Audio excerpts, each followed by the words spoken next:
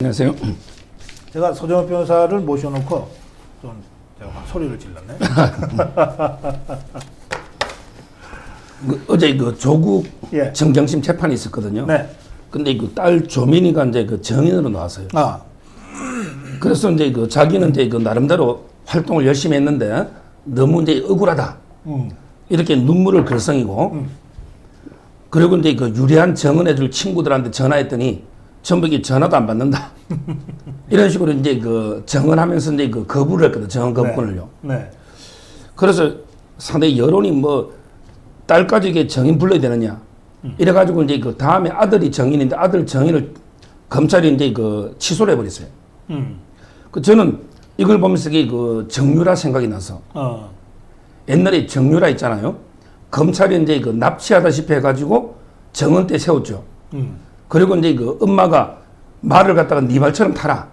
이렇게 정언해주는 대가로. 그 결정적인 대가. 그렇죠. 증언이지. 정유라는 이제 그 처벌을 면하고 최서원 씨하고는 이제 그 박근혜 대통령 처벌됐단 말이에요. 따라서 저는 그때는 이게 정유라 때는 왜 여론이 그랬을까? 정유라가 이제 96년생입니다. 근데 조국이 딸 조민이는 91년생이에요. 아, 그래요? 정유라가 더 어려요? 정유라는 이게 96년생이에요. 어허. 그것도 이게 몇 년 전에는 23살. 그 애는 이게 납치해가지고 정은 씨하고 불리하게 하고 딜을 했잖아요. 근데 조민이 하고 이제 그 아들 있잖아요. 이거는 나이가 훨씬 많은데 마치 이게 어린애까지 불러내가지고 막 우니까 여론이 이거는 아주 이게 저는 잘못됐다. 이래 보는 거예요. 그 증인으로 부르는 게 아니라 그 피의자로 재판에 세워야 되는 거 아닌가? 그러니까요. 결국 이제 정유라는 구속영장을 3번이나 청구했단 말이에요. 네. 근데 그 조민이는 아직 뭐 구속 처벌도 안 하고 네. 그리고 이제 그 징계도 지금 학교 안 하고 상당히 그 문제가 있고요. 아마 이제 그 친구들이 뭐 위정해달라고 전화하니까 안 받겠지. 사실대로 정언해달라면 누가 안 받겠어요. 그걸 가지고 이게 조국이는 딸이 막 친구한테 전화했는데 친구가 전화도 안 받는다고 탄압받아서 가슴이 이게 그 너무 아프다고. 그래서 이제 그 집안에는 거짓말 DNA가 있는 게 아닌가. 위선. 이래 봅니다. 그래요. 알겠어요. 저기 그 윤석열 엑스파일 있잖아요. 예. 그거는 사법적으로는 어떻게 될 것 같습니까? 그게 엑스파일이 있다고 치고 뭔가 예. 뭐 얇아진 종이 쪼가리가 있다고 치고 예. 그거를 봤다고 그러면서 근데 이 내용이 너무 심각하다 이러면서 페북에다 글을 올렸잖아요. 예. 그러니까 그것만으로 엑스파일 내용이 아니라 엑스파일을 봤는데 내용이 심각해. 그래서 대통령 되기 어려워. 이것만으로도 윤석열 후보에 대한 엄청난 그 부정적인 이 메시지와 그 이미지를 만들어내 버린 거 아니에요. 이미. 예? 그러니까 이 부분 관련해서는 난 사법 처리가 가능하지 싶은데 법률적으로 어떻습니까? 아마 이제 그 법세련에서요. 네. 그 송영길하고요. 그리고 이제 그 국가기관 미상의 작성자 있잖아요.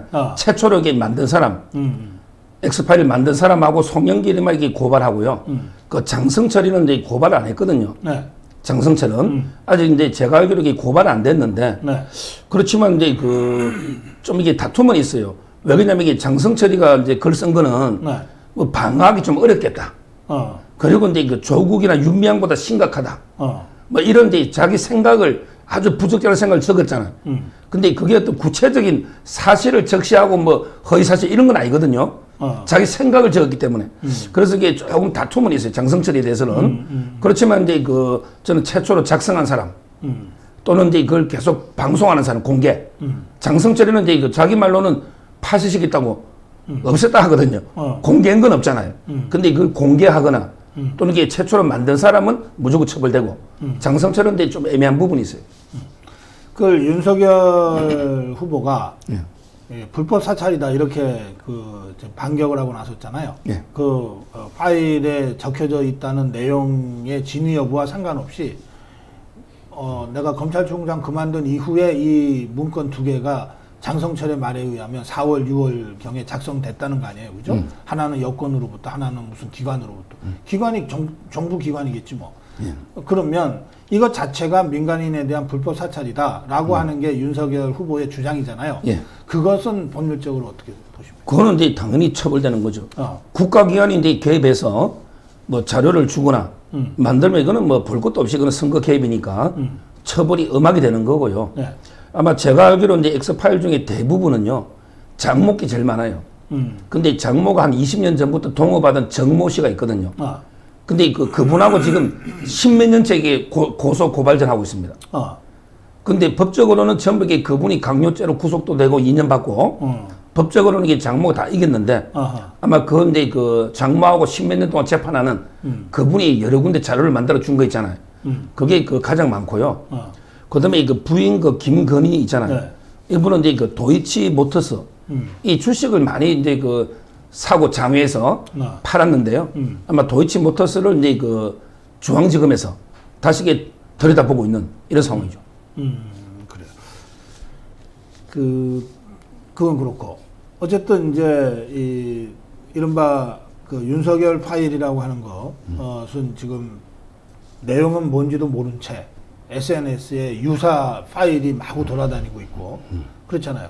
근데 그 중에 무슨 열린 공감 TV인가? 예. 에서 한 6쪽짜리 자기들 방송용 대본 뭐 작업이었는데 하면서 이건 누설하면 안 된다고 하면서 누군가한테 줬는데 그게 전달되고 단톡방에 돼서 이렇게 퍼진 것 같다고 그쪽에서 설명하고 있잖아요. 그 부분은 사법적으로는 어떻게 됩니까? 그거는 이제 고발했습니다. 네. 윤석열 측에서 그거는 이제 그 사법 처리가 돼야죠. 왜냐하면 이게 장성철이는 공개는 안 했잖아요. 근데 그 열린 공감 TV는요 네. 이미 공개를 해버렸고요. 그리고 자기가 이게 방송 대본을 했는데 그거는 방송 대본하고 아무 관계 없는 이런 이제 자료를 공개했기 때문에 저는 그 부분은 이제 그 처벌된다 이렇게 보고요. 네. 전체적으로 이제 그 X 파일이 역대 그 선거를 보면 네. 성공한 것도 있고 실패한 것도 있죠. 성공의 대표적인 게 그 김대업이 김대업에는 이해창 총리 떨어뜨렸잖아. 근데 실패한 거는 이제 MB 때 BBK, MB는 이게 압도적으로 당선됐죠. 그 다음에 이번에 오세훈 시장 생태탕, 이건 실패했잖아요. 근데 결론적으로 저는 윤석열 X파일도 실패다. 그게 어제 제가 방송에 세 가지. 네. 첫째는 이제 그 X파일에 보면 새로운 게 없어요. 제가 이게 6종 거의 다 봤는데, 첫째는 이게 새로운 게 없어요. 6종류나 돼요? 제가 본 것만 훨씬 많다 봐야죠. 새로운 게 없고요. 그 다음에 두 번째, 구체적인 근거나 팩트가 없어요. 구체적인. 그 다음에 그 마지막 중요한 게 자기 관련성이 없어요. 이 말은 이게 전부 장모나 처. 따라서 이게 그 세 가지가 없기 때문에 저는 X파일은 실패로 끝난다고 봅니다. 그래요. 그럼 그게 이제 실패로 끝난다고 말씀하셨는데 정치적인 득실은 어떨까요? 정치적으로는 이제 그 장성철이가 저 페북에다가 쓴 직후에 그렇게 보도가 된 직후에 조사에서는 윤석열 지지율이 좀 떨어진 걸로 나왔거든요. 예. 근데 물론 이게 원래 파일이라고 하는 거는 그렇게 하다가 이게 아무것도 아닌 걸로 드러나면 오히려 되게 반작용으로 지지율이 더 오르기도 하고 그래요. 그 정치적으로는 어떨 것 같습니다. 정치적으로는요. 저는 지지율이 약간 이게 주춤한 게 그 X파일 때문이 아니고 노선이 있잖아요. 노선이 이게 불분명한 이런 전략적인 문제고요. 이 X파일은 제가 보기에는 이게 전화 위복이 됩니다. 오히려 이게 그 도움이 될 거예요. 왜 아무 게 근거가 없는 찌라시기 때문에 오히려 이제 탄압받는 이미지만 주거든요. 그래서 저는 정치적으로 보면 윤석열의 별명이 큰 호랑이입니다. 대호. 그 X파일에도 보면 대호 프로젝트가 있어요. 큰 호랑이 대통령 만드는. 근데 그 호랑이 등에다가 오히려 저는 날개를 달아주는. 호랑이 등에 날개를 달아주는. 오히려 이제 윤석열 총장한테는 전화위복이 되는. 이렇게 봅니다. 그래요. 알겠어요. 그러면 이번에 이제 장성철의 페북 글로 이제 시작된 이 엑스파일 소동은 이제 대략 이제 끝났다. 윤석열 측의 승리로 끝났다. 이렇게 보시는 것 같네요. 그렇습니다. 저는 X파일이 문제가 아니고요. 윤석열 총장의 가장 큰 문제는 노선이라고 봅니다. 노선. 이게 정책 방향을 잘못 잡고 있어요. 아, 그래요? 어느 대목이? 지금 이게 그 윤석열 총장은 자꾸 이게 압도적인 정권 교체, 큰 정치를 하면서 자꾸 이게 진보 쪽으로, 중도 진보 쪽으로 나가는 거예요. 이 말 이게 보수가 잡아놓은 토끼가 아니다. 그래서 제가 이게 박근혜 대통령 이야기를 해줬습니다. 박근혜 대통령이 역대 가장 압도적인 대통령이다. 51.6% 얻었죠. 51.6% 얻었잖아. 근데 박 대통령은 보수층에 확고한 기반이 있다. 박근혜 대통령이 중도 진보 나간 데서 좌파라는 사람 누가 있냐? 그러게 보수에서 박근혜 안 찍을 사람 누가 있냐? 그런 게 되죠. 근데 윤석열 총장은 보수에 확고한 기반이 없어요. 근데 무조건 중도 진보로 나가면 보수는 이게 오히려 최재형 원장이 더 돌아설 수가 있거든요. 따라서 이게 저는 그런 어설픈 전략 미스 때문에 나중에 보수청에 상당히 이탈이 있을 수 있다. 자, 이 엑스파일 얘기는 이쯤 하겠습니다. 예. 이번에 검찰 중간 간부 인사가 이게 심각하네요. 검찰. 아마 근데 역대 최대 인사입니다. 역대 최대. 중간 간부 인사라는 건 뭐냐면 이게 부장 검사하고 차장 검사. 요걸 이게 중간 간부 인사를 하거든요. 이런 실제 수사 책임자들. 그렇죠. 이런 데 중간 간부가 한 680명 정도 돼요. 근데 이번에 662명이 인사입니다. 어이구, 이 말은 이게 90% 넘는 최대 인사인데요. 한마디로 이제 최악의 코드 인사다. 최악의 코드 인사. 이 말은 이제 정권 권력 수사하는 부장들은 전부 이게 자천식이에요. 그리고 이제 윤석열 라인도 전부 이게 자천식입니다. 그리고 이제 친 추미애 라인, 친 박범계 라인 있죠. 이 사람들에게 전부 다 영전식이는 최악의 저는 코드 인사다. 얘네가 정권 잃기 전에 마지막 인사라고 생각한 것 같은데. 그렇죠. 대표적으로 이제 세 명만 들어보면 가장 중요한 게 수원지검의 이정섭 검사죠. 이분은 이제 김학의 사건 다 수사하고 있잖아. 이정섭 검사는 이게 대구로 자천시켜 버립니다. 근데 이정섭 검사는 참 이게 저는 복싱 선수 존경하는데 이번에 떠나기 전에도 다시 이제 청와대 이광철 있잖아요. 기소해야 됩니다. 이런데 대검에 결재를 올리고 떠나는 이정섭 검사가 있고요. 그다음에 대전지검의 이상현 부장검사 있잖아요. 탈원전. 네. 이걸 이게 또 좌파 패널들은 야 서울로 보냈으니까 영전하겠냐 하지만 결국 이제 탈원전 수사팀장을 일단 보내버렸잖아요. 그 점에서는 상당히 문제가 있고요. 가장 심한 거는 이제 중앙지검의 변필건. 변필건은 이제 형사 1부장이면요. 전국의 모든 형사부의 최선임. 이게 중앙지검의 형사 1부장입니다. 대부분 이게 승진하거나 요직하죠. 근데 변필건은 청와대에서 이제 기획, 그 당시에 이제 버닝썬 같은 거 덮으려고 김학이라든지 장자연 있잖아. 기획으로 했다. 이걸 수사하고 있거든요. 그래서 이제 변필건은 창원으로, 그것도 이게 수사권이 없는 인권 보호. 이런 식으로 이게 자천시기 버린. 대표적으로 이제 이정섭, 이상현, 변필건. 이게 문제. 변필건은 좀 너무 심하다. 창원의 인권 보호관이니까. 그게 심하죠. 이게 이제 박범계, 그러니까 이게 인사하는 거 보면 조국이나 추미애보다 박범계가 훨씬 더 아주 가혹하네. 그렇죠. 겉으로는 이게 협의를 하는 척 하면서 실제는 이게 반영이 전혀 안 돼요. 김호수는 제가 보기에 허수아비고요. 이미 뜻이 반영 안 돼요. 결국 청와대 이광철이하고 박범계가 다인 거고요. 물론 그 위에 문재인이가 있는 거죠. 근데 가장 영전한 게 말이 안 되는 게 네. 우리 여자 2명 있잖아요. 은정이. 예. 은정이 2명 있잖아요. 이번에 총장 후보까지 갔던 임은정. 임은정은 이제 대검의 일개 연구관이었거든요. 근데 이번에 가장 중요한 법무부의 감찰 담당관. 법무부가 모든 검사 징계하잖아. 거기 감찰 담당관으로 임은정이를 보내고요. 그 다음에 이종건 형사부장 권력의 부인 박은정이라고 있잖아요. 박은정. 이 사람은 이게 가장 지청 중에 큰 게 성남지청장이거든. 성남, 그 다음에 안산, 이런 식으로 이게 부천 이런 식으로 가거든요. 그런데 성남지청장으로 박은정이를 영전시킨 이런 이제 문제가 있어요. 그러니까 그동안 충성한 자들한테는 확실하게 상을 주고 예. 좀 거슬렸던 자들은 완전히 다 자춘시켜서 옷 벗으려면 옷 벗어라. 거의 좀 변필건 같은 경우에는 옷 벗으라는 얘기는 똑같으네. 그보다 더 심하네. 이정섭이가 제일 많이 다녔죠. 이상현도 많이 이정섭이 되게 대구로 수원에서. 근데 이 사람들은 이번에 윤석열 사단이라고 사단이 있니 없니 했었긴 하더라만 하여튼 옷을 안 벗고 버티는 게 특징이었어요. 지금 이게 다 버팁니다. 정권 교체만 되면. 그렇지. 이게 바로 이제 세옹지마거든요. 정권 교체가 되면 자천된 검사들이 있죠. 네. 국민의 충격이잖아. 국민을 위한. 이런 데 자천된 검사들은 정권 바뀌면 완전히 권토중래, 권토중래 가지고 나중에 승승장구할 수 있고요. 지금 이게 권력의 애완견들이 있죠. 이게 정권 바뀌면요. 전부 이게 교도소 갑니다. 다 이게 그 이성윤이처럼 다 피고인 되잖아. 전부 이게 교도소 가기 때문에 저는 이제 1년 뒤면 검사들의 운명도 완전히 바뀔 것이다. 이래 보는 거예요. 그래요. 네, 그렇게 돼야지. 네. 근데 하나만 더 문제가 예. 이번 인사는 이게 또 피고인이 인사를 했는데 피고인들을 또 중용해서 이 말은 이게 박범계가 피고인입니다. 박범계 피고인이에요. 피의자가 아니고 피고인 재판받는. 패스트트랙 피고인. 예. 근데 우리 지금 피고인들 중에 대표적인 게 정진웅이라고 있잖아요. 한동훈하고 이게 몸싸움한. 한동훈은 계속 기양 보내고 있죠. 근데 정진웅이는 울산지검 차장으로 아주 이게 수평인데 약간 좋아요. 광주에서 울산지검 차장으로 가고요. 그 다음에 기소된 이규원이 있잖아. 이번에 김학의 막은.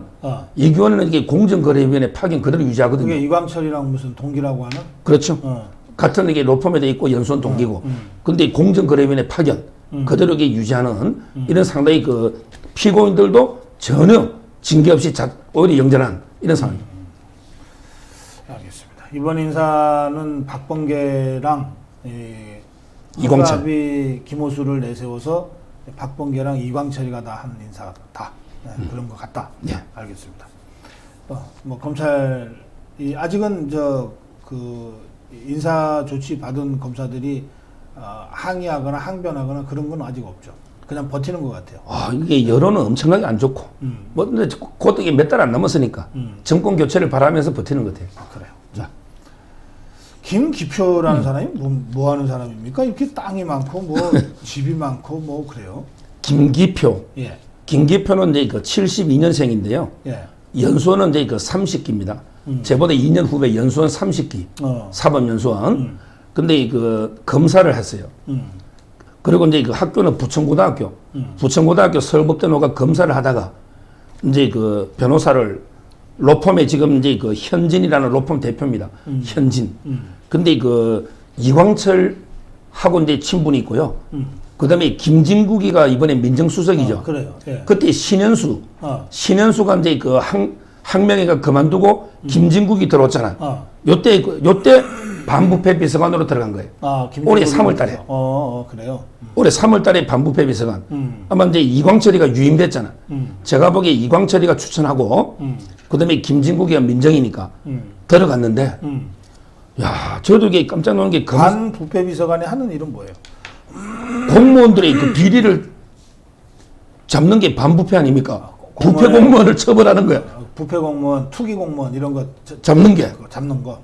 한마디로 하면 이게 고양이 지들이 부패하면 지 잡으라고 이게 고양이 있잖아. 근데 고양이한테 보통 생선을 맡긴다 하죠. 이런 경우인데 저도 이게 깜짝 놀란 게 공무원이 검사 월급이 얼마 돼요? 검사 월급이 이제 한 5, 600 되거든요. 5, 600만 원. 근데 은행에 빚이요. 65억이야. 은행에 빚이 65억이에요. 제주도 좋다. 아니 이 이자를 어떻게 내느냐 말이야. 부동산이 공시지가로 부동산이 91억이야. 그러니까 은행에 65억을 빚내 가지고 부동산을 91억을 산 거예요. 그러면 이게 월급으로는 이자를 못 내잖아. 따라서 이게 땅값이 뛰면 요거 팔아서 요래 내고 요거 팔아서 또 내고 이게 땅 투기 아닙니까? 뭐 부동산이 너무 많아서 전국에 어떻게 다 소개도 못 하겠어요. 하여튼 결론은 65억 빚내서 91억의 부동산을 사고 팔고 이런 게 전문 투기꾼이에요. 이게 반부패 비서관이 된 거예요.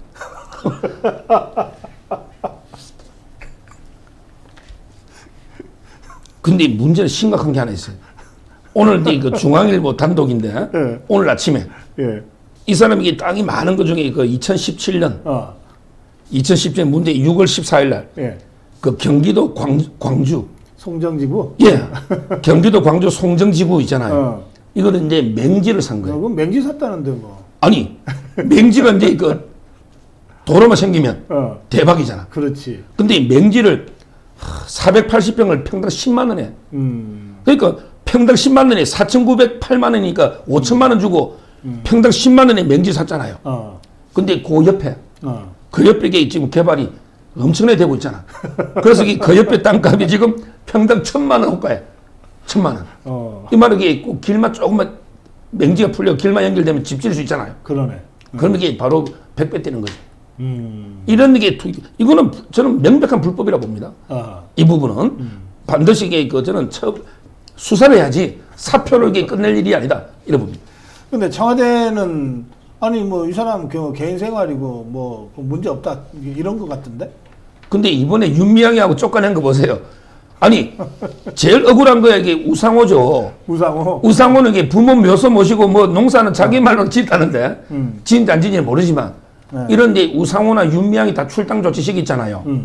근데 이걸 그대로 이게 안고 간다? 이게 말이 안 되고요. 이 검증을 이광철이가 한 거죠. 민정에서 검증할 거 아닙니까? 그러니까 이게 부동산을 저는 다 봐준 게 아닌가 이래 보는 거예요.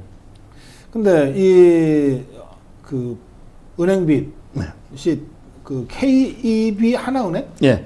그 한 곳에서만 이렇게 엄청난 대출을 받았네. 그거는 이제 그 마곡동. 예. 우리 서울 마곡동에요. 상가를 또 2개 산 거예요. 마곡동에 상가를 살 때 하나은행에서만 53억. 이게 과연 저는 특혜라든지 이게 그 압력 없이 가능한가? 이런 부분들이 그 분명히 조사를 해봐야 되나? 이 사람은 그 청와대 일을 못 하겠네 바빠서. 전국에 널려 있는 그 부동산 관리하려고 그러면 보통이 공시지가가 이게 91억이면요. 예. 공시지가가 예. 실제는 이게 수백억이라 봐야죠.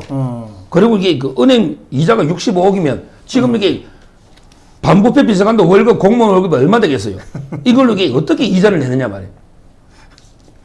그래서 저는 이 김기표가 뭐 부동산은 스스로 잘 정리하겠다고 청와대에다가 얘기했다 그러네요. 근데 이미 이렇게 많이 사고 팔고 했는데 지금 이게 정리가 됩니까? 하여튼 참. 근데 지금 이 사람만 있는 게 아니고 역대 한번 보세요. 김조원이죠. 김조원. 민정수석. 이 사람은 이게 그 집을 안 팔고 민정수석 자리 던지잖아. 그렇지. 아파트 2개 있는 거 김조원 때문에. 그다음에 강경화. 인형 있잖아. 외교부 장관 인형처럼 강경화. 이 사람도 이게 집이 2채죠. 그다음에 그 조현옥이라고 있잖아. 인사수석. 대사로 갔잖아. 조현옥은 이게 딱 청와대 넣자마자 2채를 사버렸잖아. 조현옥이는. 그리고 이제 뭐 이용구도 법무장관 했잖아. 2채. 전부 현 정권에 이런 게 바로 저는 위선 내로남불이란 거예요. 그래요. 김기표. 네. 이거 이제 시작이네. 이거는 이제 좀 사태 커질 끝에 네, 워낙 이거는 심하니까. 시작이네. 예, 그렇습니다. 네. 하나하나 들여다보면 예. 뭐 이 정말 국민들이 놀랄만한 얘기들이 나올 수도 있다. 네. 알겠어요. 또 좀 잘 지켜보겠습니다.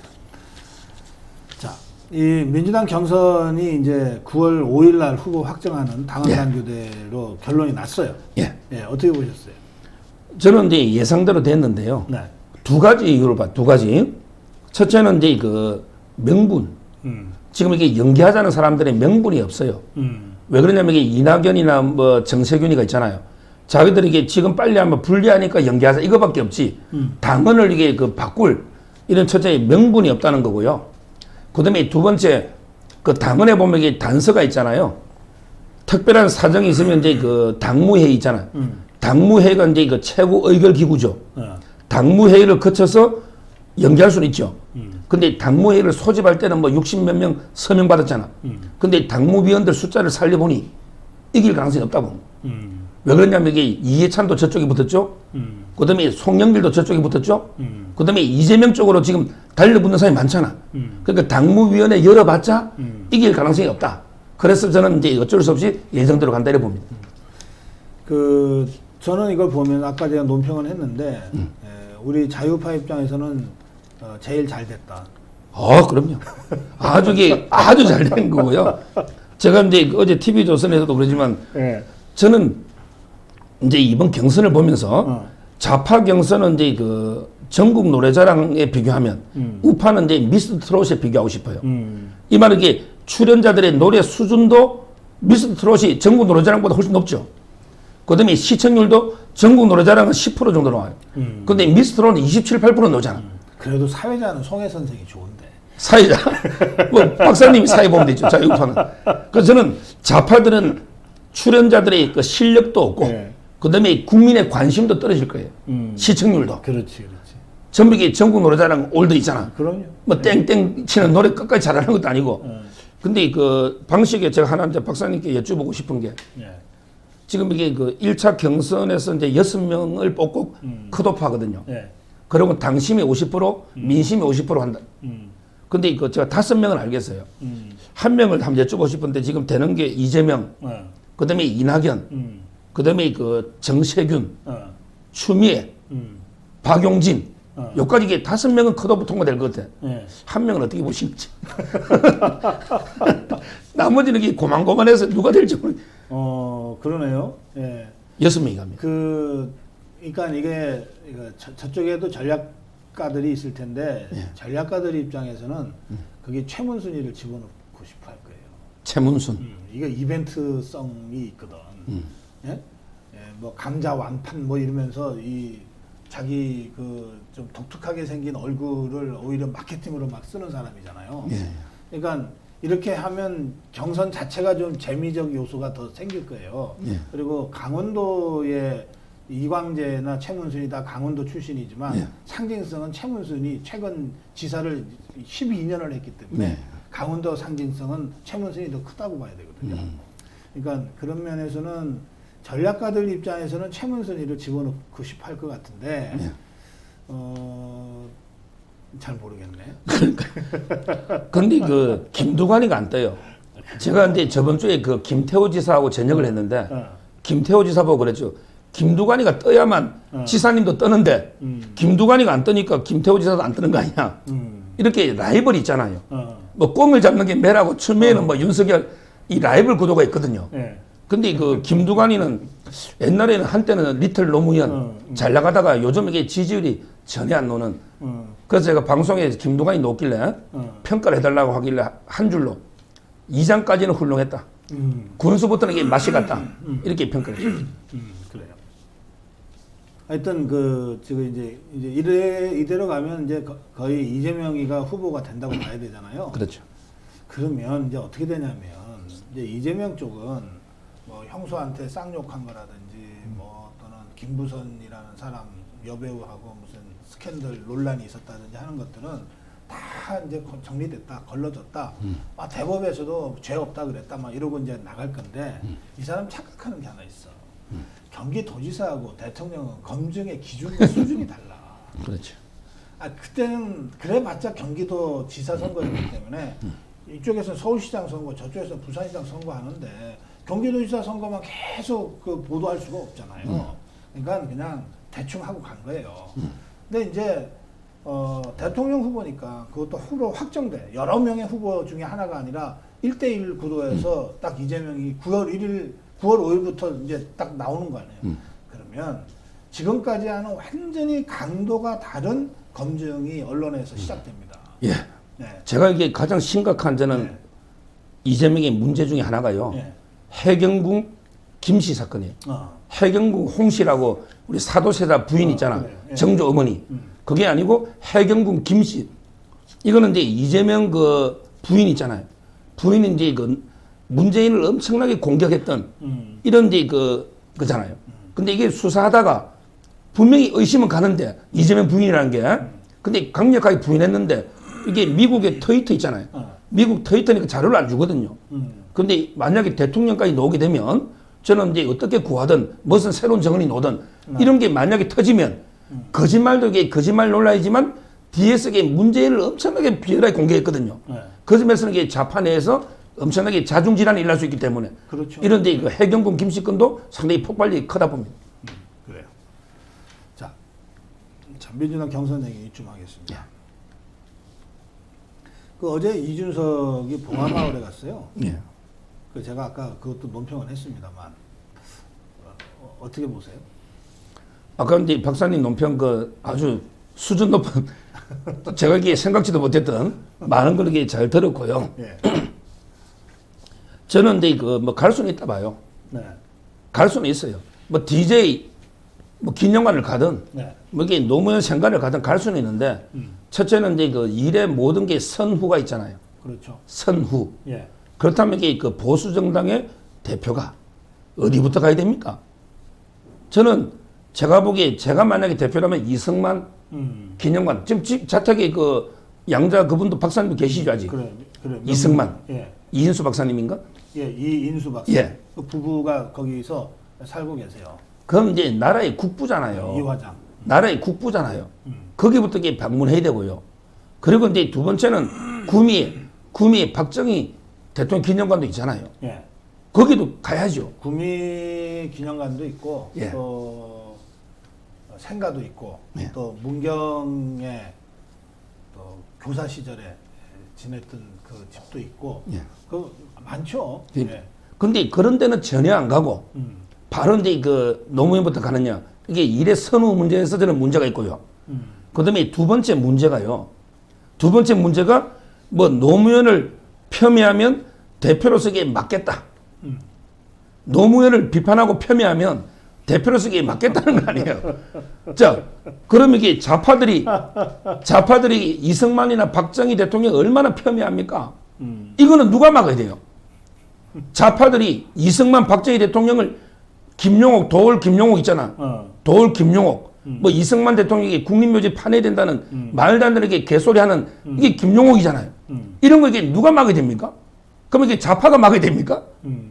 지금 이게 이승만, 박정희에 대한 이런 수많은 좌파들의 공격은 한마디도 없이 노무현을 비판하면 맞겠다? 저게 노무현 대통령으로 보면요. 딱 제가 노무현 칭찬 한마디만 할게요. 칭찬 한마디가. 한마디만 딱 하면 문재인보다는 훌륭해요. 그 외에는 이게 해방 이후에 두 번째로 최악의 대통령이에요. 최악은 문재인이고 문재인이보다 훌륭한 게 노무현입니다. 그럼 이게 정치적으로 노무현이 잘못한 게 엄청나게 많은데 이걸 이게 공격하면 안 됩니까? 저는 이것도 이게 그 아주 부적절한 게 아닌가 이렇게 봅니다. 글쎄 말이에요. 이 계속해서 이게 쇼 이벤트만 하는 것 같아서 조금 걱정됩니다. 그 아마 이 사람이 그 당대표 경선할 때 무슨 공약처럼 내세웠던 게 시험이잖아요. 예. 그래서 그거를 대표 되자마자 그 시험을 하겠다고 하면서 토크 배틀이라고 하는 거를 그러니까 강행을 했어요. 뭐 저는 뭐 그런 방식 자체가 이게 적절치 않다고 보기 때문에 아예 안 봤는데 그래도 제가 이게 잘 돼야 될 텐데 하는 마음이 또 한편에 있어서 그 우리 젊은 PD들한테 물어봤어요. 봤냐 그랬더니 뭐 봤는데 재미없어서 그냥 중간에 껐습니다 이러더라고요. 그러면 이건 뭐 아무것도 아닌 거잖아요. 그러니까 자꾸 이런 식으로 너무 그러니까 이런 거예요. 이게 참 내가 이렇게 얘기하고 싶지는 않은데 이준석이 탁현민이보다 조금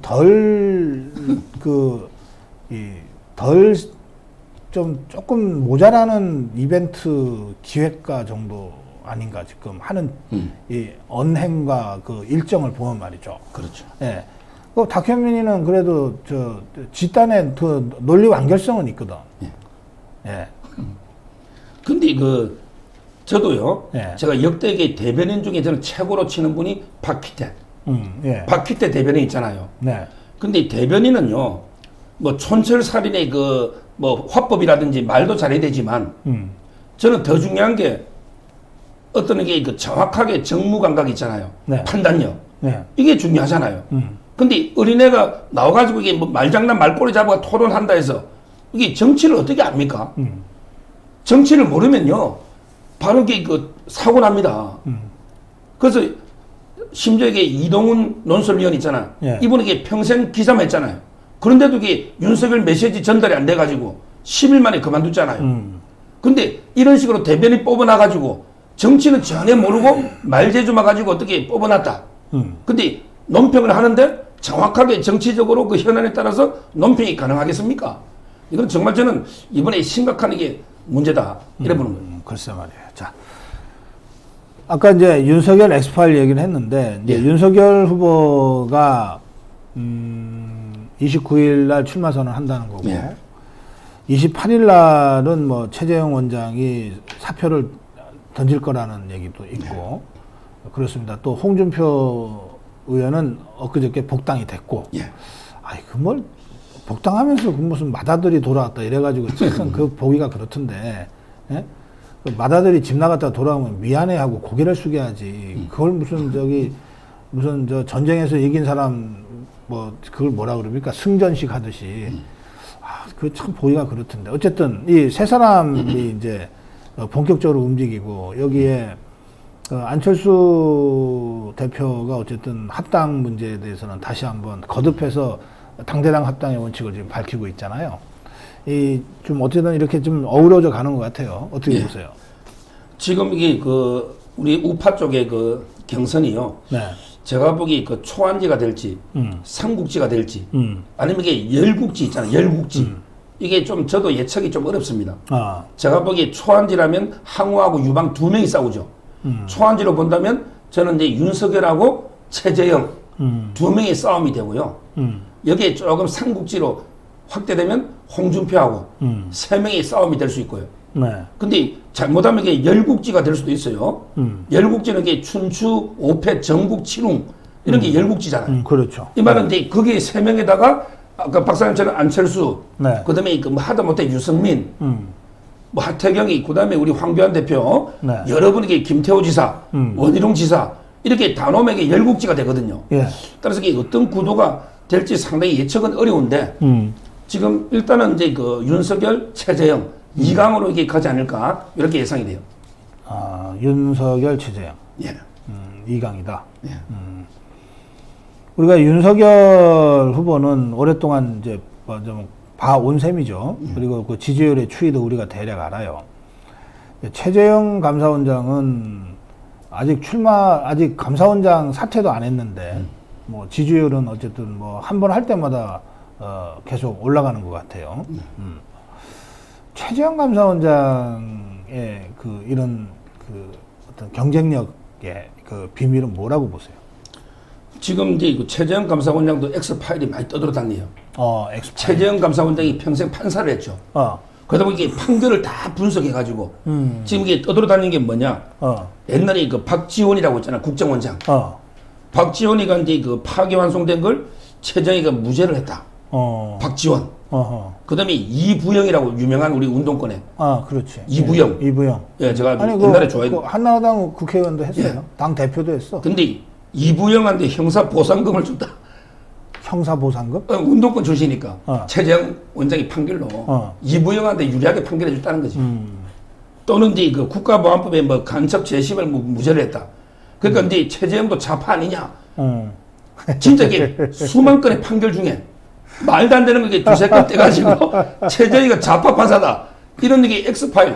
그래서 제가 보니까 최재형 원장이 국가보안법에 유죄 때리는 게 압도적 많고 한 개 찾아가지고 이런 얘기 벌써 공작들이 행해지고 있는데 뭐 최재형 감사원장의 경쟁력은 한마디로 하면 이게 인간미죠.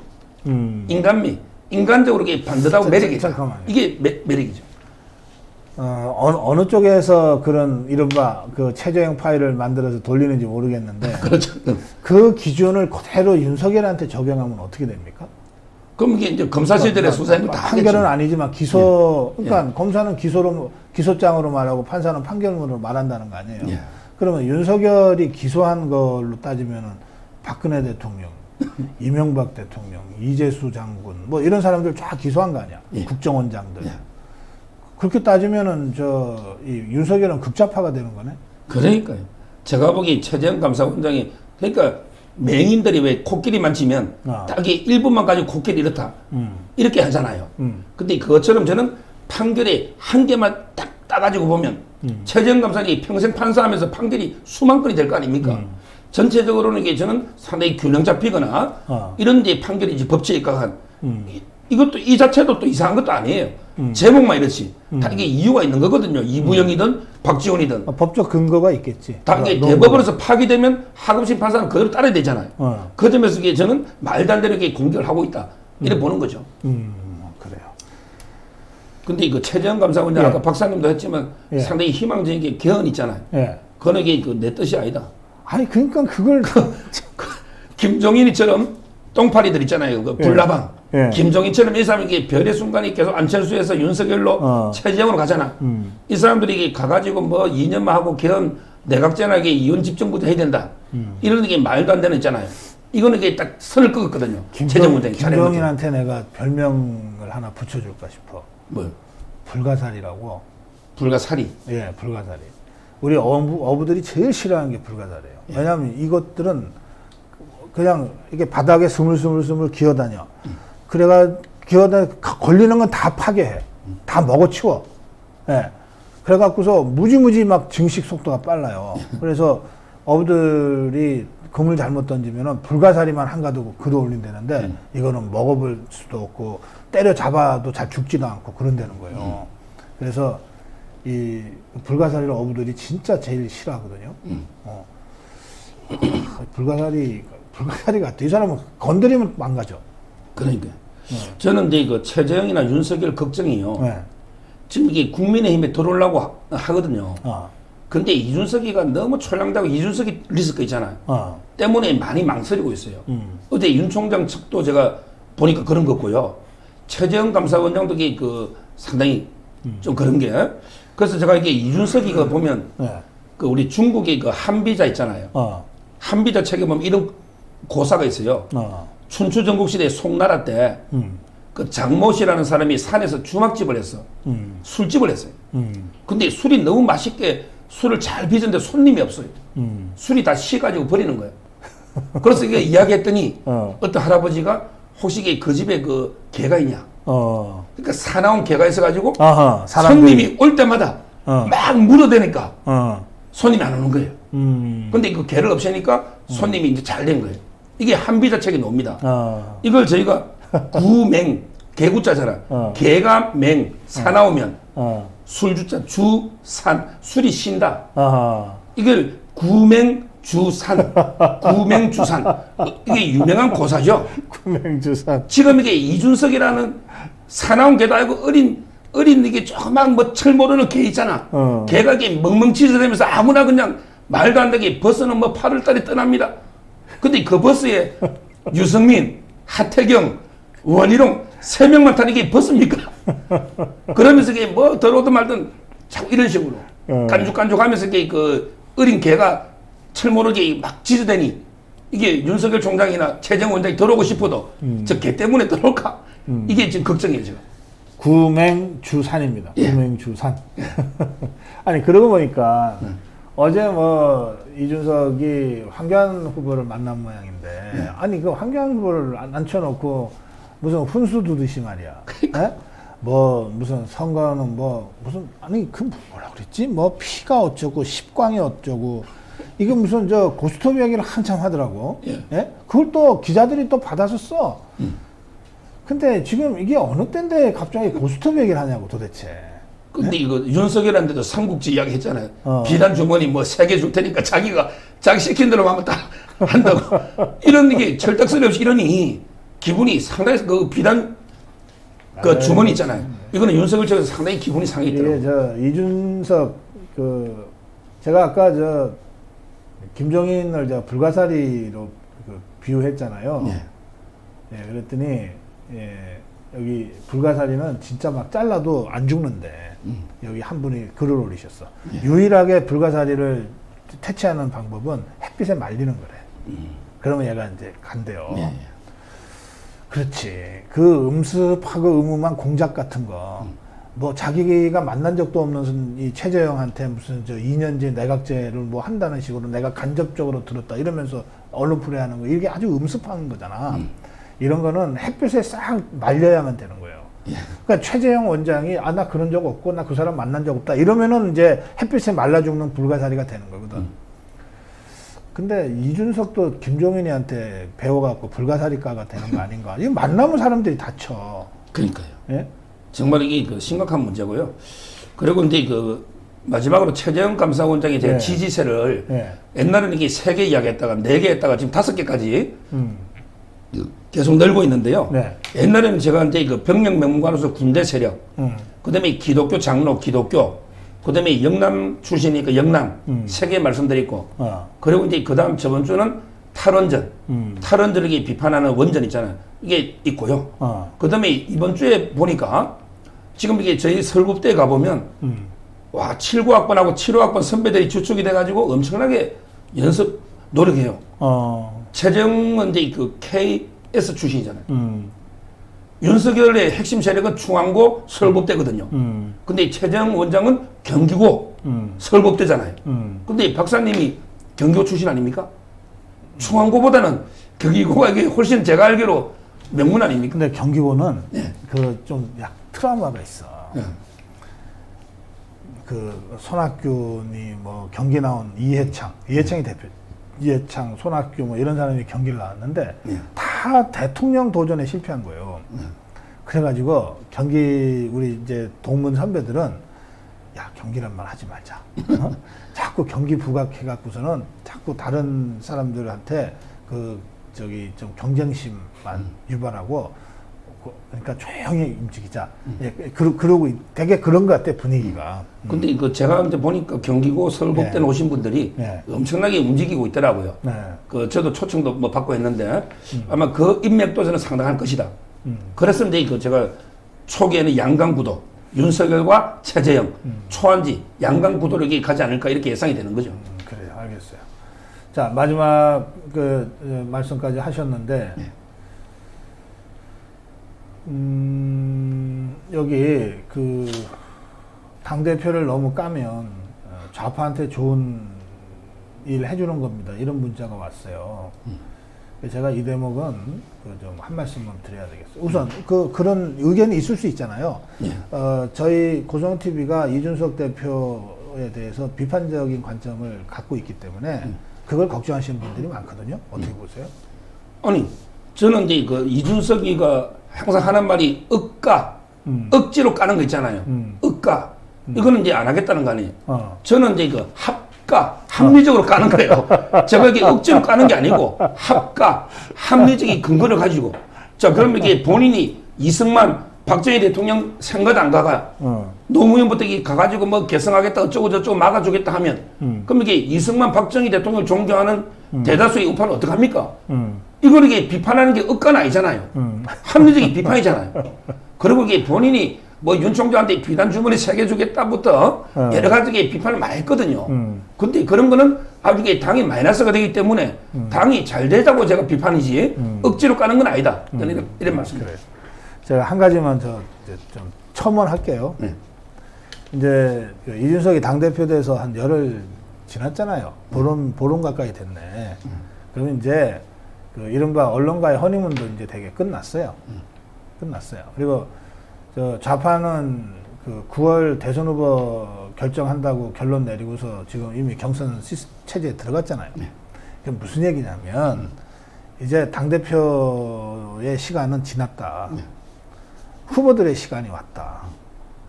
그건 당장 다음 주부터 월요일 날 최재형 감사원장 사퇴, 화요일 날 윤석열 출마 선언 이런 식으로 쭉 가는 거예요. 그건 대선 후보들이 이제 메인이 돼야지. 정치면의 핫 뉴스, 일면 탑 이런 거는 대선 후보들의 주장과 행동으로 채워져야지. 그렇죠. 그 사람들은 저 사이드로 밀리고 이준석이가 뭐 한다, 이준석이가 하품하네 어쩌고 이런 걸로 채워져서는 안 된다. 우리가 김종인 1년을 비판할 때 핵심적인 비판이 뭐였냐? 아니 왜 주자들을 안 키우냐? 김종인이가 뭔데 맨날 김종인이가 카메라 독식하고 마이크 독점하냐? 근데 결국은 그렇게 됐잖아요. 그 1년 동안 우리 국민의힘 후보들이 김종인 소뚜껑에 눌려가지고 뭘 어떻게 길을 펼 수가 없었잖아요.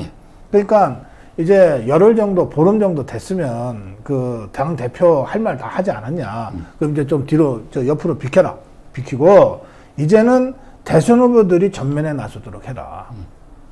저는 그 점에서, 이준석이 비킬 때, 자리 비켜줄 때, 옆으로 자리를 비켜줄 때, 비키지 않고 계속 자기가 무슨 세상의 중심인 것처럼, 그렇게 하면, 이건 이제 모두가 망한다. 그리고 모두가 망하는 걸 볼 수 없기 때문에 자유파들이 야, 좀 비켜! 라고 할 수밖에 없다. 예, 저는 고성호TV가 지금 그런 관점에서 지금 이준석의 부적절한 언행을 비판하고 지금까지는 그래도 새로 됐으니까 하고 사실은 유보적으로 좀 봐줬는데 앞으로는 이제 그럴 시간도 지났다. 예, 그 말씀 이제 드립니다. 거기에 하나만 더 첨언하면요. 예. 뭐냐면 이게 계속 끊임없이 본인은 이제 유승민, 하태경 있잖아요. 네. 이쪽에서 대통령을 만들려고 네. 저는 상당히 사심이 있다. 예. 그래서 외부 있는 사람들에 대해서 특히 안철수 있잖아요. 최재형, 윤석열도 있지만 네. 이런 쪽으로 계속 저는 오히려 입당을 통합을 막고 있는 그게 바로 저는 팔을 벗어 출발론 있잖아요. 네. 이런 거 이게 비유적인 표현들이 너무 많아요. 근데 그게 이제 잘못하면 상대의 감정을 상할 수 있기 때문에 당연하죠. 통합의 그 저해가 될 수 있다. 이 말씀 드립니다. 그래요. 자, 오늘 서정혁 변호사와 함께한 법보다 주먹이었습니다. 여기서 마무리하겠습니다. 고맙습니다. 예, 감사합니다.